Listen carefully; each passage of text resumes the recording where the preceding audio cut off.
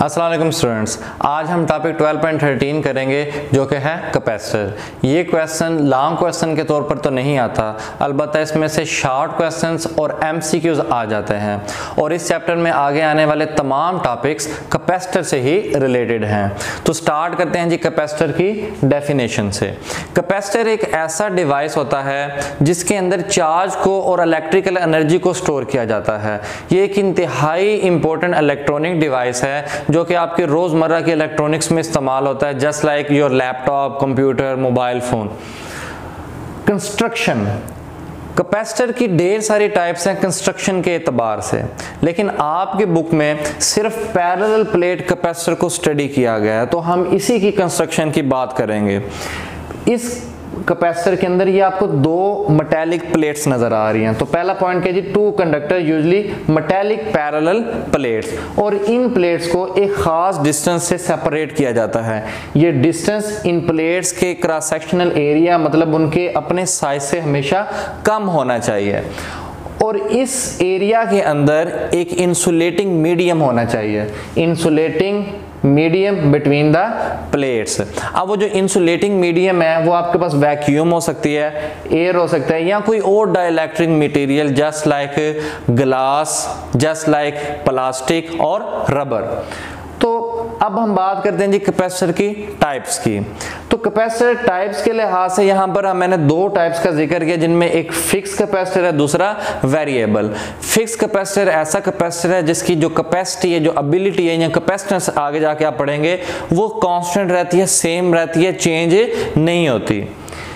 जबकि दूसरा कैपेसिटर है हमारे पास वेरिएबल कैपेसिटर। इस टाइप के अंदर हम कैपेसिटर की कैपेसिटेंस को चेंज कर सकते हैं। यहाँ पर एक ऊपर नॉब लगी है जिसको आप इस तरह से रोटेट करके आप इसकी कैपेसिटेंस को कम ज्यादा कर सकते हैं। ये आगे चैप्टर 16 के अंदर भी आप इसको स्टडी करेंगे। अब हम बात करते हैं जी वर्किंग की। तो यहाँ पर मैंने पैरेलल प्लेट कैपेसिटर की वर्किंग की बात की और यहाँ पर कुछ पॉइंट्स मैंने लिखे हैं जो कि आपकी बुक के अंदर डिस्कस नहीं किए गए। Number 1, plates of the capacitor are charge by conduction and induction. अब होता क्या है कि जब आप एक प्लेट को बैटरी के पॉजिटिव के साथ और दूसरी प्लेट को बैटरी के नेगेटिव टर्मिनल के साथ कनेक्ट करते हैं और यहाँ से स्विच को आपने ऑन कर दिया, तो ये जो प्लेट पॉजिटिव टर्मिनल के साथ कनेक्टेड है, इस प्लेट से क्या होगा, जो इलेक्ट्रॉन्स होंगे वो अट्रैक्ट होके इधर को मूव कर देंगे और पीछे यहाँ पर पॉजिटिव चार्ज रह जाएगा। मतलब कि जो इलेक्ट्रॉन की डेफिशिएंसी उसकी वजह से यहाँ पर पॉजिटिव चार्ज आ जाएगा इस प्लेट के ऊपर। अब ये जो प्लेट इस प्लेट के पास है, इस प्लेट के ऊपर जो इलेक्ट्रॉन्स होंगे वो इस पॉजिटिव चार्ज की तरफ अट्रैक्ट होंगे, जिसकी वजह से इस प्लेट के ऊपर चार्ज की रीडिस्ट्रीब्यूशन हो जाएगी।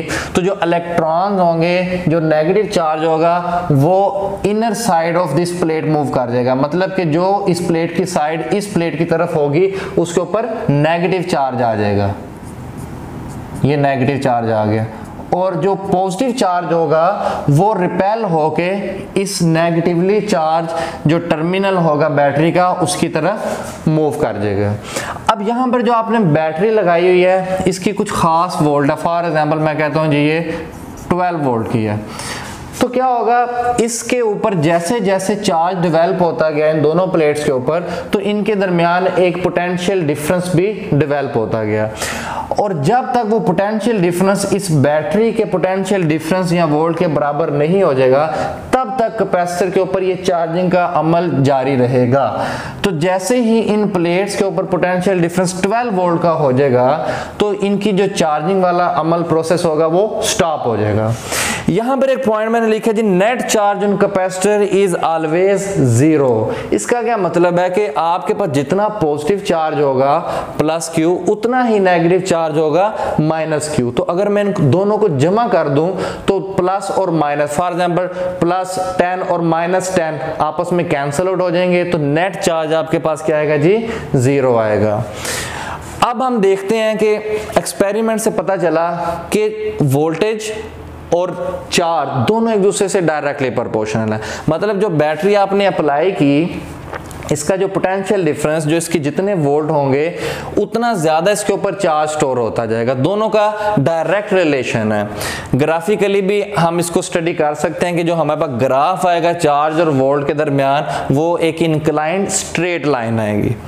जब मैं इस प्रोपोर्शनैलिटी को इक्वालिटी में कन्वर्ट करता हूं तो यहां पर एक कांस्टेंट C लगाता हूं। That C is known as the capacitance. Capacitance की डेफिनेशन भी एग्जाम में आ जाती है। कैपेसिटेंस क्या होती है? कैपेसिटर की चार्ज को स्टोर करने की एबिलिटी। द एबिलिटी और capability of a capacitor to store charge is called capacitance of a capacitor. अब यहां पे जो चार्ज मैंने कंसीडर किया है, the charge store on either plate of the capacitor, तो किसी एक प्लेट का आपने यहां पर चार्ज कंसीडर किया हुआ है। अच्छा, अब यहां से हमें यह तो नहीं पता चल रहा कि जो कैपेसिटेंस है वो किन पैरामीटर्स पे डिपेंड कर रही है। आगे आपके पास टॉपिक आएगा capacitance of a parallel plate capacitor. वहां पर जाकर डिटेल से हम स्टडी करेंगे कि जो कैपेसिटर की कैपेसिटेंस है वो किन पैरामीटर्स पर डिपेंड करती है।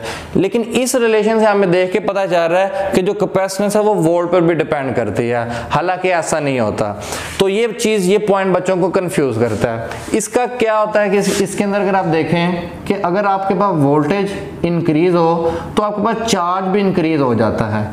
तो जो दोनों को जब आप डिवाइड करते हैं तो रेशो सेम रहता है, तो जो कैपेसिटेंस है उसकी वैल्यू पर कोई फर्क नहीं पड़ता। इसी तरह अगर आप वोल्टेज को कम करें तो आपके पास चार्ज भी कम हो जाता है, तो दोबारा जो कैपेसिटेंस है वो आपके पास कांस्टेंट ही रहती है। तो कैपेसिटेंस यहाँ पर वोल्टेज पे डिपेंड नहीं करती। अच्छा, अब हम बात करते हैं जी कैपेसिटेंस के यूनिट्स की। तो हमें यहाँ पर नजर आ रहा है कि ये कैपेसिटेंस बराबर है जी चार्ज ओवर पोटेंशियल डिफरेंस। तो यहाँ से आप कह सकते हैं जी कूलम पर वोल्ट। कूलम पर वोल्ट इसका SI यूनिट है। इसके अलावा हम फैरेड को बहुत ज़्यादा इस्तेमाल करते हैं, क्योंकि कैपेसिटर बहुत ज़्यादा इस्तेमाल है तो इसका यूनिट फिर हम कूलम पर वोल्ट के बजाय हम फैरेड यूज़ करते हैं। ये एक इंग्लिश साइंटिस्ट थे फैरेडे, उनके नाम से ये यूनिट पड़ा। तो फैरेड को हम किस तरह से डिफाइन करते हैं, ये डेफिनेशन भी शॉर्ट क्वेश्चन में आ जाती है। अगर आपके पास कैपेसिटर के अंदर चार्ज 1 कूलम हो और पोटेंशियल जो आपने डिफरेंस प्रोवाइड किया वो 1 वोल्ट के हो, तो जो कैपेसिटेंस होगी कैपेसिटर की वो 1 फैरेड होगी। The capacitance of a capacitor is 1 farad if a charge of 1 coulomb given to one of the plate of a capacitor to produce potential difference of 1 volt. अच्छा, अब जो फैरेड है ये बहुत बड़ा यूनिट है। फैरेड जो कैपेसिटेंस होती है वो बहुत ज़्यादा होती है, तो प्रैक्टिकली हमारे पास जो कैपेसिटर का यूनिट इस्तेमाल होता है वो फैरेड का सब मल्टीपल होता है। वो आपके पास हो सकता है जी माइक्रोफैरेड। माइक्रोफैरेड बराबर होता है 10⁻⁻⁶ फैरेड, या पिकोफैरेड हो सकता है, that is equal to 10⁻12 farad. तो बच्चों, उम्मीद है आपको आज का टॉपिक समझ लग गया है। अगर इसमें कोई पॉइंट, कोई चीज़ आपको क्लियर नहीं तो आप नीचे कमेंट्स में पूछ सकते हैं। अल्लाह हाफिज़।